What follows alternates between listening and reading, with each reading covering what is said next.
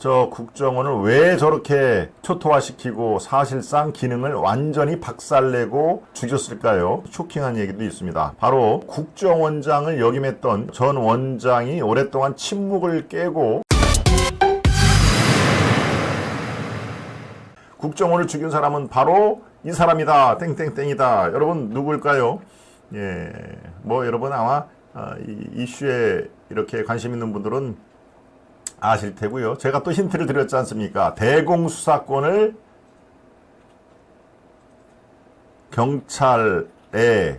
경찰만 간첩을 잡아라. 이제 지금까지 63년 동안 이 대공수사권을 갖고 있던 간첩 잡는 간첩들이 가장 무서워하는, 그래서 김일성, 김정은, 김정일까지 가장 무서워하는 사람이 바로 국정원장 아니겠습니까? 왜? 간첩 잡는 귀신이라고 우리가 얘기를 표현을 하는데, 그래서 이게 언제 대공수사권이 살짝 국정원에 뺏어서 경찰로 넘겨줬을까요? 그렇습니다. 불과 3년밖에 안 됐습니다. 3년 전에 그 대통령이 문재인 일파, 문재인 일당이죠. 그 당시에 국정원장을 또 박지원이가 또 국정원장을 해서 이른바 짝짝꿍 이런 것들이 얼마나 많은 폐해를 끼쳤습니까? 그리고 박근혜 당시에 댓글 사건, 국정원의 댓글 조작 사건이라고 그렇게 이름을 붙여놓고 이제 국정원을 모든 그 기능을 뺏으면서 거의 수십 명을 구속을 했죠. 500명을 조사를 하고 그 중에서 50명 정도를 아예 구속을 했습니다. 그러니까 국정원을 초토화 시킨 것이죠. 사실상 국정원 기능을 마비시키고, 국정원에 계신 분들은 국정원은 죽었다, 이렇게 조직을 초토화시키면서 국정원이 어떻게 돌아가를 생각을 하겠느냐. 국정원은 이미 죽었다라는 얘기를 스스럼없이 합니다. 자, 이럴 때 저 국정원을 왜 저렇게 초토화시키고 사실상 기능을 완전히 박살내고 죽였을까요? 여러분들이 이렇게 예상을 하시는 그런 부분도 있지만 쇼킹한 얘기도 있습니다. 바로 이병호 국정원장을 역임했던 이병호 전 원장이 오랫동안 침묵을 깨고 언론 인터뷰를 했는데요. 그게 상당히 파장을 낳고 있습니다. 이 이병호라는 분은 여러분 얼굴을 이따가 보시면 알겠지만 아마 처음 보는 분일 겁니다. 언론에 일절 나오질 않았습니다. 저쪽에 흰 백발에 있는 분인데요. 이따가 또 더 자세히 또 보여드리겠습니다만은 처음 보는 분일 겁니다. 그리고 국정원에서 잔뼈가 굵고 국정원장까지 지낸 분인데 그동안에 침묵을 깨고 이거 안 되겠다. 원래 국정원은 음지에서 일하고 양지를 지행한다라고 되어 있는 것이죠. 목에 칼이 들어와도 이 업무상 얘기는 안 하는 것이 사실은 관례이자 룰이었습니다. 그런데 이병호 원장은 잘 알고 있다. 국정원 일을 입 밖으로 내는 것도 이번이 처음이다. 하지만 국정원은 살려야 한다. 지금 국정원 갖고는 나라의 기강이라든가 특히 대공 문제, 간첩 문제에 대해서는 구멍이 숭숭 뚫린 채로 지금 지내고 있다. 간첩을 경찰이 잡는 것 자체가 코미디다. 경찰은 경찰의 능력을 비하하는 게 아니라 경찰은 그런 기능을 지금까지 가져본 적이 없기 때문에 모든 노하우라든가 이런 것이 축적이 하나도 안 됐다. 그러니까 간첩을 국정원에서 뺐고 경찰에 이관하는 것 그 자체가 문재인 정부의 고도의 노림수가 있는 것이다 하는 얘기를 언론 인터뷰를 통해서 얘기를 했는데요. 상당히 아주 쇼킹한 얘기도 있고요. 우리가 지금까지 막연히 그럴 것이다 라고 하는 그런 그 추단에서 더 깊숙이 들어가는 내용이 있어서 여러분과 한번 논의를 해보고 그럼 앞으로 어떻게 될 것인가 라는 얘기까지 해보겠습니다. 이병호 전 원장이 여러분들 보시기에 그러네, 저분이 저렇게 생겼구나, 처음 보는 분인데 그렇습니다. 이분이야말로 진짜 음지에서 일하고 언론 인터뷰라든가 이런 것들은 전혀 움직이지를 않았다는 그 분입니다. 예, 이병호는 김관진 여러분 아시죠? 김관진과 함께 북한 김정은이 가장 두려워하는 그리고 가장 싫어하는 사람으로 아주 정평이 나 있습니다. 예, 그도 그럴 것이지요. 2017년 김정은이요. 이렇게 얘기합니다. 김정은이 남조선 괴뢰 이병호를 지구 끝까지 따라가 테러하겠다 하는 얘기를 합니다. 예, 지금 저 국정원장 이 국회에 선서를 하는 아마 증인 선서라든가 선서를 하는 모습인데 여러분들이 아마 처음 보는 얼굴일 겁니다. 그만큼 음지에서 일을 했기 때문에 그런데 이번에는 작심하고 책을 냈습니다. 책을 낸 거를 계기로 언론 인터뷰를 한 것이 지금 화제가 되고 있는 상황인데요. 예, 계속 이어가겠습니다. 이병호 전 국정원장이요, 김관진 국방부 장관이었죠.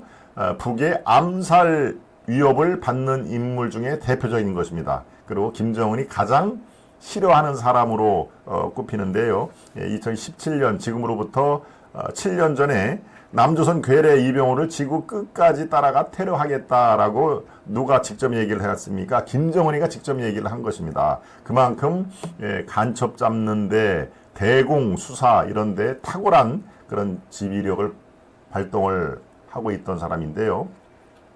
이병호 당시 국정원장은요, 북한을 국정원 업무의 메인 주 타깃으로 여겼다는 얘기입니다.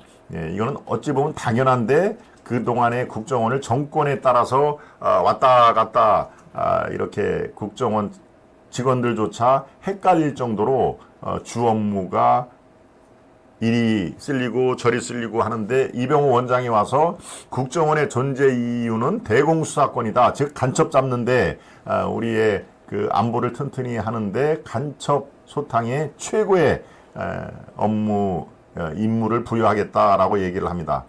예, 그렇게 하니까 이제 북한에서 어떤 일이 벌어지냐? 그 시절에 태영호 주영 북한공사가 망명을 합니다. 여러분 태영호 잘 아시죠? 강남에서 4년 전에 국회의원이 됐는데 원래 강남 지역은 누가 나가도 쉽게 되기 때문에 2번 연속 주지는 않습니다. 그래서 이번에는 공천을 저쪽 구로구에서 출마를 하도록 만들었는데 구로구에서는 또 워낙 척박한 지역이라 떨어졌죠.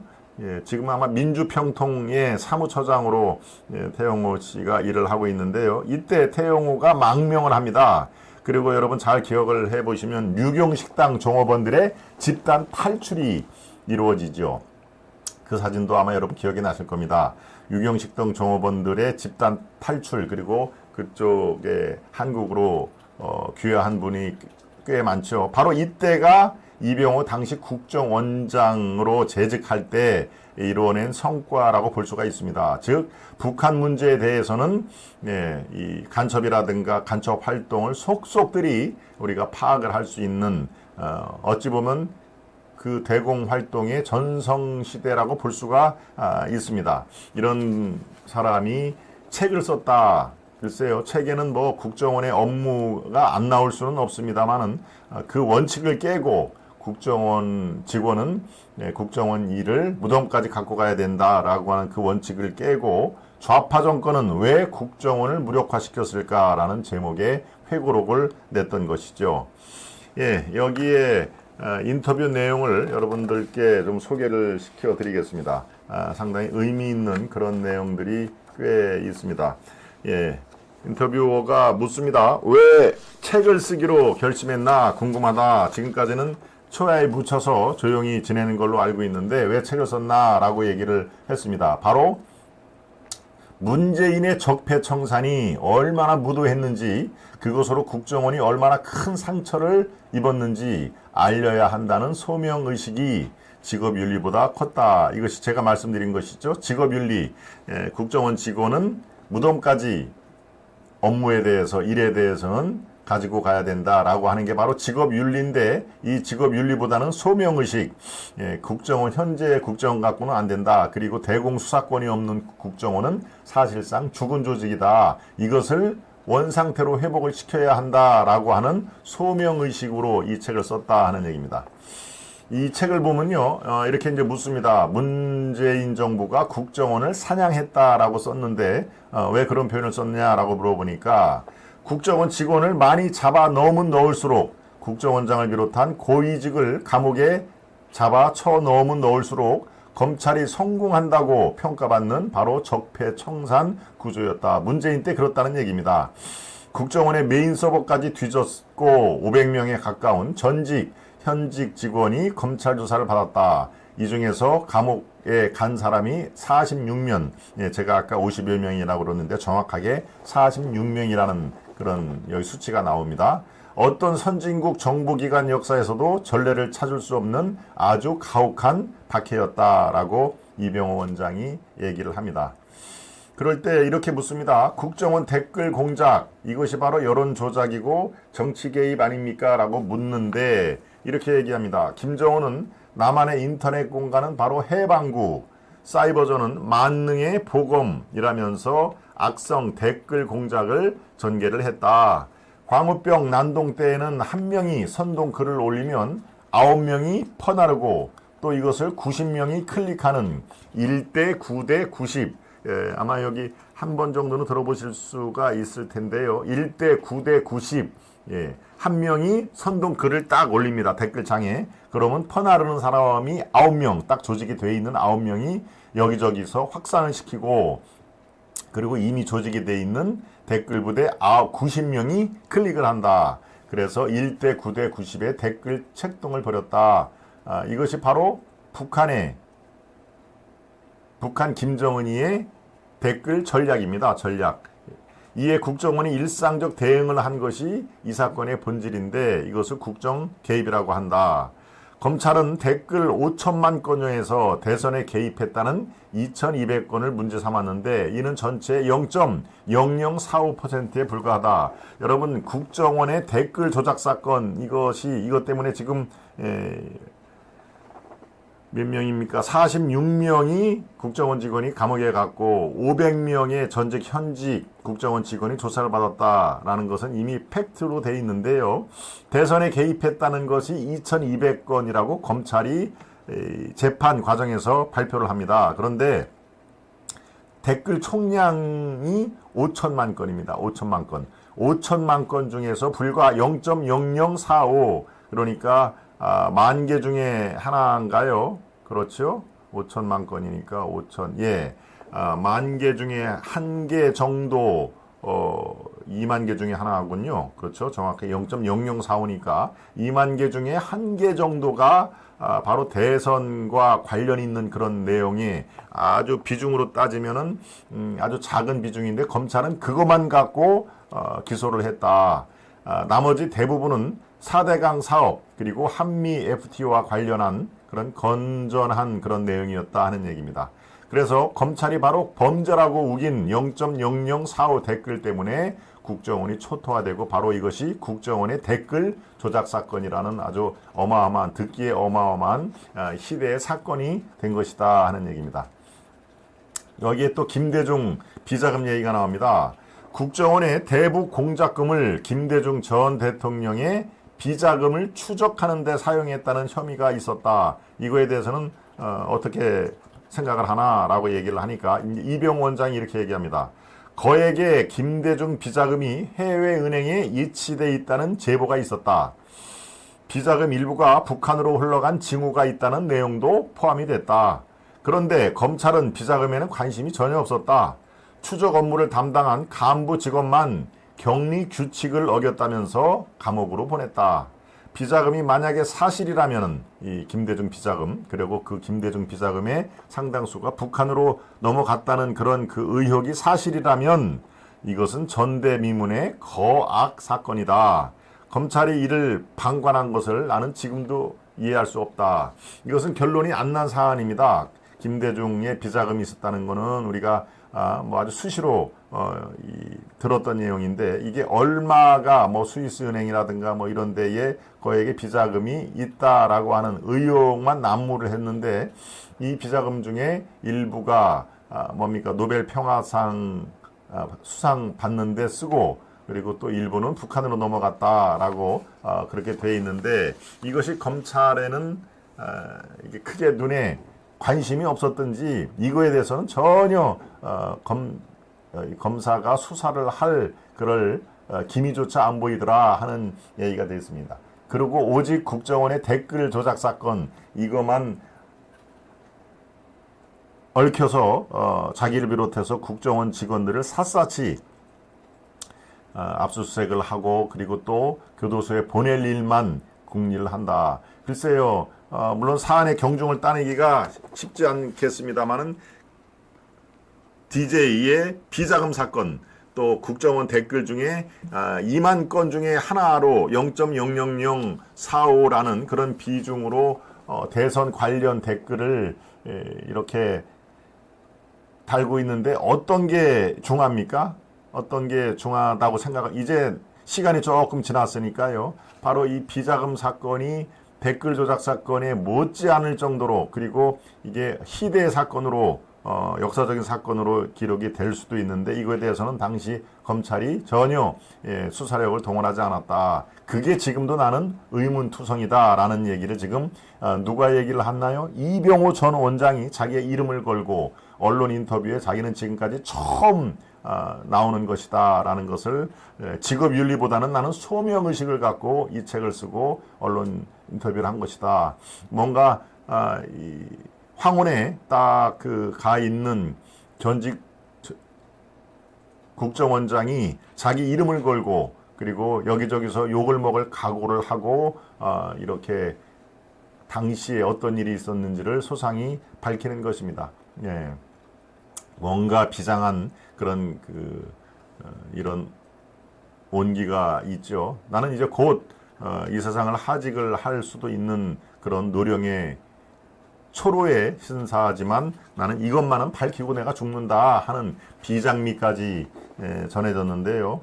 예, 또 이렇게 기사가 묻습니다. 당신은 남재준, 이병기 원장과 함께 국정원장 특활비 상납 사건에 연루돼서 무려 3년 6개월의 실형을 선고받지 않았냐라고 단도직입으로 이렇게 묻습니다. 그러니까 이병호 원장이 이렇게 대답합니다. 국정원장이 대통령에게 돈을 상납하다니 이것은 악의적인 장명, 그러니까 이게 프레임이다. 국정원장이 대통령에게, 당시 박근혜 대통령이죠, 돈을 상납한 게 아니다.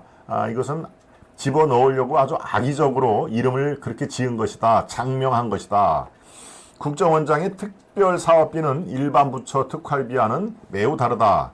국가 전체를 대상으로 한 예비비적 성격의 비밀 정보 예산인 것이다. 세계 모든 정보기관장, 미국의 FBI라든가 이런 정보기관장은 모두 다 시크릿 펀드를 가지고 국가 안보에 융통성 있게 사용한다. 국가 안보와 직결되기 때문에 바로 비밀, 시크릿 자금을 갖고 있는 것이다. 우리만 그런 게 아닌 것이다. 또 국가 안보 총책임자인 역대 대통령들도 관행적으로 예산 지원을 요청했다. 바로 필요할 때에는 그런 국가 예산을 위해서 이렇게 시크릿 펀드를 운영을 하고 있는 국정원장의 바로 특활비를 이렇게 수시로 간 것이 관행이었다. 그런데 문재인 정권 때 바로 이것을 문제를 삼아가지고 역대 국정원장 3명을 교도소로 보내는 아주 초유의 사건이 벌어진 겁니다. 그러니까 아주 작심을 하고 문재인 정권은 국정원 죽이기에 앞장을 선 것이죠. 또 기자가 이렇게 묻습니다. 당시 적폐청산을 지휘한 이가 바로 윤석열 대통령이다. 이건 어떻게 생각하느냐라고 물었습니다. 그러니까 이거에 대해서는 길지 않게 대답을 했습니다. 당시 서울중앙지검장이었던 윤석열과 지금 대통령인 윤석열은 국정원을 보는 시각이 매우 다를 것이라고 나는 확신을 한다. 그래서 당시 형사처벌 받은 국정원 직원 전원을 그가 대통령으로 당선이 된 이후에 2022년 사면 복권시켰을 것이다. 서울중앙지검장으로서 수사를 지휘했던, 즉 칼을 휘두렸던 당시 윤석열 검사와 지금 대통령 윤석열은 국정원을 보는 시각, 그 다음에 대공활동을 보는 시각이 매우 다를 수밖에 없을 것이다. 그래서 아마 그가 대통령이 된 직후에 바로 이 영호의 몸이 된 교도소에 가 있는 국정원 직원 전원을 사면 복권시킨 걸로 나는 그렇게 파악하고 있다. 그러면 문재인 정부는 왜 국정원을 그렇게 죽이려고 무력화시켰을까라는 이제 이 핵심 질문이 나옵니다. 바로 이렇게 대답을 합니다. 민주화 세력으로 위장한 운동권의 사상, 정책, 그리고 비리, 그리고 지금까지 아무것도 하지 않았던 무능, 이것을 가장 잘 아는 조직이 바로 국정원이기 때문에 그렇다.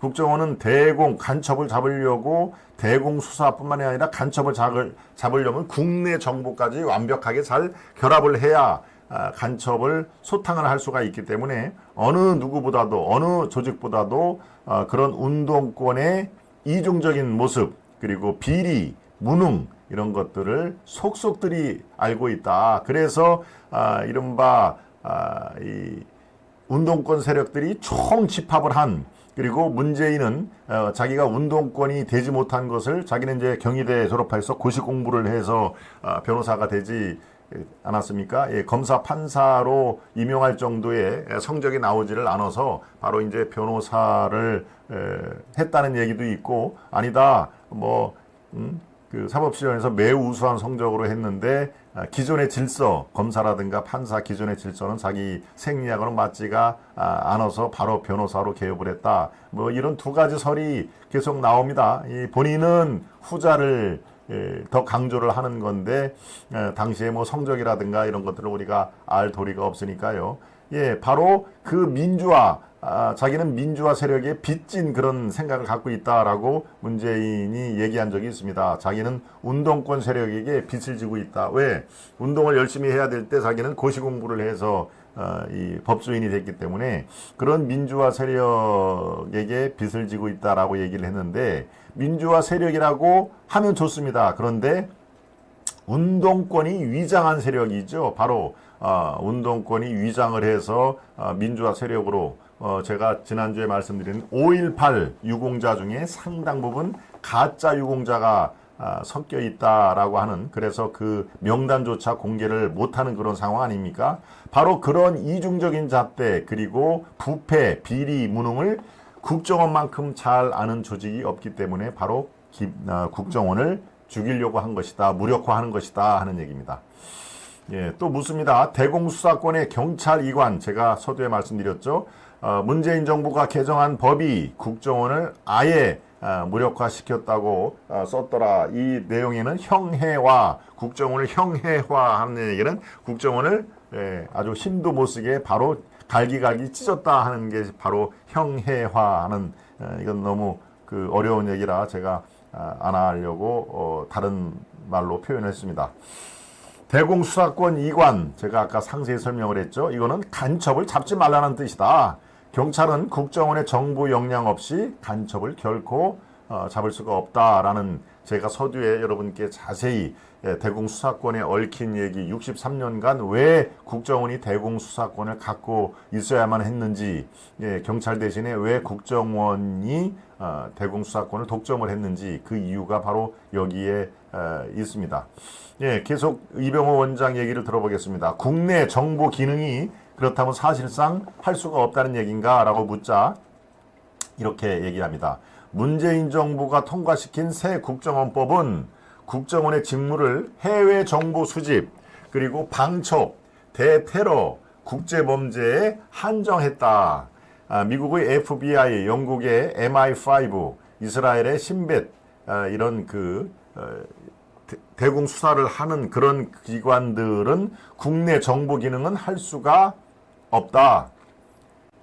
이 FBI, MI5, 그 다음에 이스라엘의 신베트는 다 이 대공 업무를 하면서도 국내 정보 기능도 충분히 할 수 있는 법적 토대가 마련을 했는데 바로 문재인 정부가 오직 우리나라 국정원은 국내 정보 기능을 수행할 수 없도록 바로 문을 닫아버린 것이다.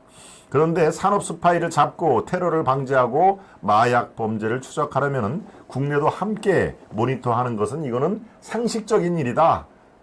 대북 비밀정보 활동 이건 국정원이 지금 할래야 할 수가 없는 것이다 하는 얘기를 합니다. 그러니까 문재인 정부가 얼마나 국정원의 그 무력화를 위해서 저렇게 법을 뜯어고치고 실제로 국내 정보에 대해서는 완전히 손을 떼고 하다못해 간첩을 잡는 것도 경찰에 넘겨줬다 하는 얘기는 글쎄요 참 이 국가 안보를 먼저 생각을 해야 될 문재인조차도 저런 그 사이비 위장 운동권 세력에게 완전히 농락을 당했다 하는 그런 얘기가 가능합니다. 그러니까 어설픈 민주화 세력에게 자기는 빚을 지고 있다, 마음의 빚을 지고 있다라는 것, 그런 참 어설픈 감상주의에 대한민국이 지금 이렇게 위기에 빠진 거라고 얘기를 했습니다.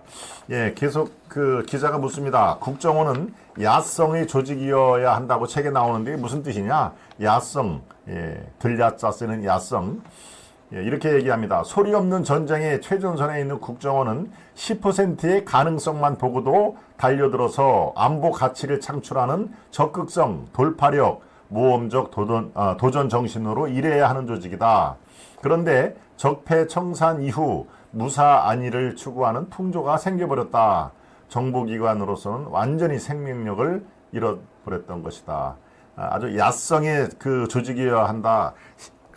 저 조직이 뭔가 수상하다. 그리고 10% 정도의 가능성밖에 없었어도 집요하게 파고들고 그 주변을 다 오랜 시간을 거쳐서 탐문하고 수사하고 정보를 캐고 그러면 나중에 청주 간첩단 사건처럼 그렇게 일망타진할 수 있는 그런 거야 되는데 이제 문재인이 법으로 다 문을 걸어 잠그고 실제로 조직을 죽이는데 앞장을 섰기 때문에 지금 그런 야성 이런 것은 국정원에 찾아볼 수가 없다는 얘기다 하는 얘기입니다. 또 묻습니다. 기자가 묻습니다. 국정원 지금의 위기는 김대중 정부의 햇볕 정책 때 시작됐다고 하는 이 시각에 대해서는 어떻게 생각하느냐라고 얘기하니까 이 원장이 이렇게 얘기합니다. 90년대 말 김정일 체제는 아주 큰 대위기에 직면을 했다. 고난의 행군으로 수백만이 굶어 죽었고 황장엽 탈북으로 고위 엘리트들이 크게 흔들리고 있었다. 그렇게 3년 정도만 더 압박해 들어갔다면 남북관계는 우리가 완전히 주도권을 쥐고 흔들 수 있는 상황까지 갔을 텐데 결정적 탈출구를 바로 햇볕 정책이 제공해줬다. 이른바 선샤인 팔리시. 햇볕 정책은 뭡니까? 갖다 퍼주기 아닙니까? 그래서 대북 송금 건으로 박지원을 비롯해서 현대그룹 정몽원의 현대그룹이 저렇게 폭삭 주저앉은 거 아니겠습니까? 바로 결정적 탈출구를 김대중이 햇볕 정책이라는 미명하에 북한에 퍼주기 정책을 해서 고사 위기에 있던 김정일 체제가 대반전을 하기에 이르렀다. 그것이 가장 아쉽다 하는 얘기입니다. 이럴 때 주적이었던 북한이 바로 이젠 주적이 아니라 협력 대상이 되면서 그때부터 국정원에 일대 혼란이 왔다.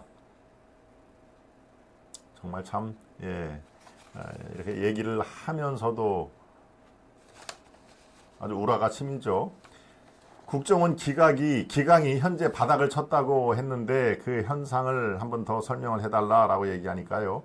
컨테이너 박스처럼 폐쇄된 북한은 인류 역사상 가장 어려운 정보 타깃이다라고 원장이 얘기를 합니다. 이를 상대로 고군분투하며 국정원은 엄청난 정보 역량을 지금까지 쌓아왔다. 내가 국정원장이 되어 18년 만에 들어왔을 때 얼마나 놀랐는지 모른다. 특히 사이버 방어 역량은 우리 국정원이 세계 최고 수준이었다. 그러니까 바로 온라인 댓글 부대가 있는 것입니다. 늘 대한민국의 안보에 해를 끼치는 북한의 해킹이라든가 국내 사이비 운동권들이 집요하게 공격을 할 때 그것을 적절하게 방어 논리를 제시를 하고 많은 분들이 거기에 현혹이 되지 않도록 운영이 되는 것이 바로 댓글 부대를 운영을 그래서 하는 것이다. 그런 사이버 방어 역량이 세계 최고 수준이다. 해킹을 하고 해킹을 또 막는 그런 수준도 우리가 그 당시에 세계 최고였다 하는 그런 뜻이었습니다. 많은 나라가 북한의 해킹 시도를 막기 위해 우리에게 협조를 요청할 정도였다. 그런 국정원을 문정부는 5년 동안, 불과 5년 동안 아주 초토화시켰다. 사실상 죽였다 하는 얘기입니다. 이것은 바로 역사적 범죄라고 나는 본다. 예, 그렇습니다. 예, 이제 윤석열 정부 얘기까지 질문이 옵니다. 윤석열 정부의 아주 강력한 대북 정책이 오히려 전쟁 위협을 높인다는 그런 비판에 대해서는 어떻게 생각을 하느냐라고 묻자 바로 원장은 이렇게 얘기합니다. 냉전시대 주소련 외교관이었던 조지 캐논은 소련 공산체제는 달래거나 설득으로 변할 체제가 아니므로 단호하고도 장기적인 봉쇄 정책으로 맞서야 한다고 봤다. 내가 봐온 북한 역시 당근을 준다고 변할 체제는 결코 아니다. 캐논의 충고처럼 북한의 위협에 강고한 의지로 맞서야 한다. 우리가 선의를 보이면 김정은도 선의를 보답할 거라는 그런 몽상이 문재인 5년을 지배를 했다. 그런 점에서 지금 윤석열 정부의 대북 정책은 매우 상식적인 것에 포함이 될 것이다 하는 얘기입니다. 예, 참 시계를 돌려서 국정원장직을 제안받았던 순간으로 돌아간다면 고사를 할 것인가 라고 기사가 묻습니다. 예, 이병호는 이렇게 얘기합니다. 내가 국정원장 재직을 하면서 감옥이라는 뜻밖의 고초를 겪었지만 애국심 깊은 국정원 직원들과 나라의 안위를 위해 분투한 보람은 무엇보다도 바꿀 수 없는 순간이었다. 나는 후회하지 않는다. 또 묻습니다. 박근혜 대통령이 원망스러울 법도 한데 어찌 보냐? 예, 이병호가 이렇게 얘기합니다. 운명은 받아들인 것이지 원망의 대상은 아니다. 역사가 반드시 정의로 가는 것도 아니다.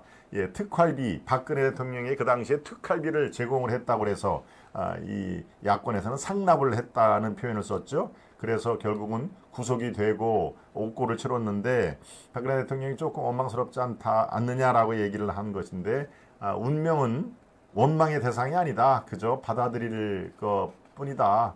예, 역사가 반드시 정의로만 이루어지는 것은 아니지 않느냐 하는 얘기를 합니다.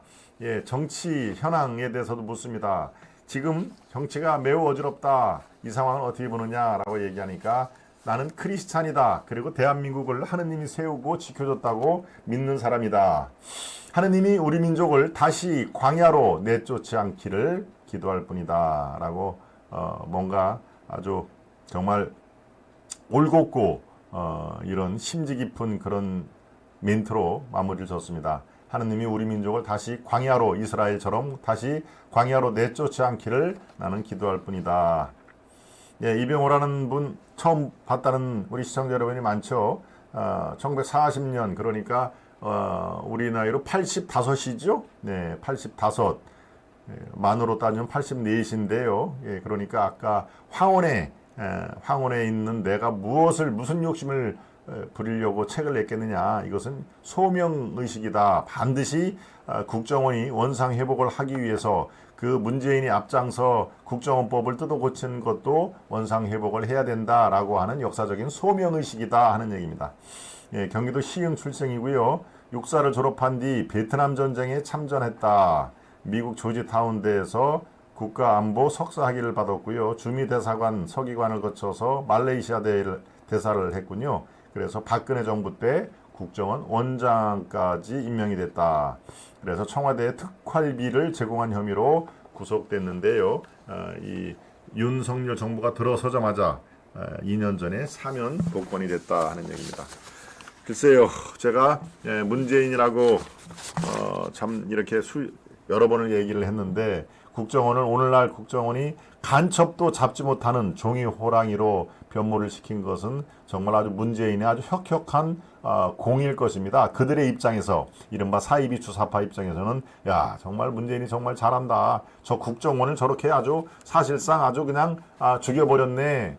그러니까 문재인이 어떻습니까? 퇴임할 때까지 40%가 넘는 있을 수가 없는 지지율을 보이지 않았습니까? 지금 윤석열 정부가 20대 초반에 그리고 발표될 때마다 그 최저 갱신을 계속하고 있는 거에 비해서 그렇게 국가와 민족을 위해서 아무것도 해놓은 일이 없고 오히려 해를 끼쳤다고 일각에서 분석을 하고 있죠. 이것은 역사의 평가는 물론 나중에 더 정교하게 이루어질 것입니다만은 그런 문재인이 퇴임할 때까지 43%, 44%까지 지지율이 유지가 됐으니 참 놀랄 노자죠. 우리로서는 참 상상을 할 수가 없는 상황인데 바로 그렇습니다. 이런 사이비 좌파라든가 이 운동권 출신들 이권 카르텔을 공고히 하면서 이 체제가 그대로 유지가 돼야 자기 밥벌이가 계속 이어진다라고 하는 이권 카르텔에